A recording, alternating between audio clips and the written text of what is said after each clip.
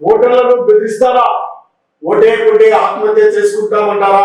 అలాంటి వారిపై ఈసీ కఠిన చర్యలు తీసుకోవాలి. ఓటు మన భవిష్యత్తును నిర్ణయిస్తుంది. అందరూ ఆ హక్కును వినియోగించుకోవాలి. ప్రజాస్వామ్యానికి తల్లి భారతి కాపాడదాం. ఇంకా జాతీయ ఓటర్ దినోత్సవం సందర్భంగా గవర్నర్ పిలుపు. ఓటు వేయకుంటే సరిపోదామంటూ ఇండైరెక్ట్ గా ఆమె మండిపడ్డారు పౌడి కౌశిక్ రెడ్డిపై. కౌశిక్ రెడ్డి గత ఎన్నికల్లో ఓటు నాకు వేయకుంటే గెలవకుంటే సరిపోదామంటూ ఆయన గత ఎన్నికల్లో ప్రచారం చేసినటువంటి నేపథ్యంలో ఓటర్ల దినోత్సవం సందర్భంగా గవర్నర్ మండిపడ్డారు.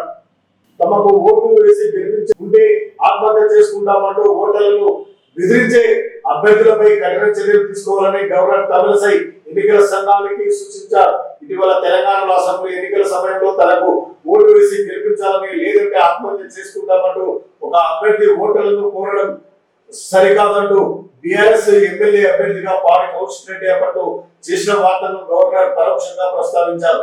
ప్రజలకు అభ్యర్థులు తాము ఎలా సేవ చేస్తామో చెప్పుకోవాలి, కానీ వారిని భయపెట్టడం ఏమిటని ప్రశ్నించారు.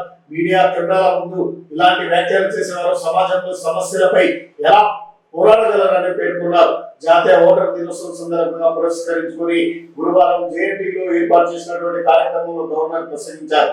ఓటు హక్కు ప్రజల చేతుల్లో ఉన్న శక్తివంతమైనటువంటి ఆయుధమని, దానిని ప్రతి ఒక్కరూ వినియోగించుకోవాలని కూడా పిలుపునిచ్చారు. ఓటు వేయడం ద్వారా మంచి ప్రజాప్రతినిధులను ఎన్నుకోవడానికి అవకాశం ఉన్నటువంటి గొప్ప అవకాశాన్ని అభ్యర్థులు కాలరాసి తప్పుడు మార్గంలో ఓటు ఏకుంటే సరిపోదామంటూ బెదిరింపులకు దిగడం ఇది చట్ట విరుద్ధమని, వారిపై చర్యలు తీసుకోవాలంటూ కూడా ఆమె ఎన్నికల సంఘానికి విజ్ఞప్తి చేసినటువంటి పరిస్థితి.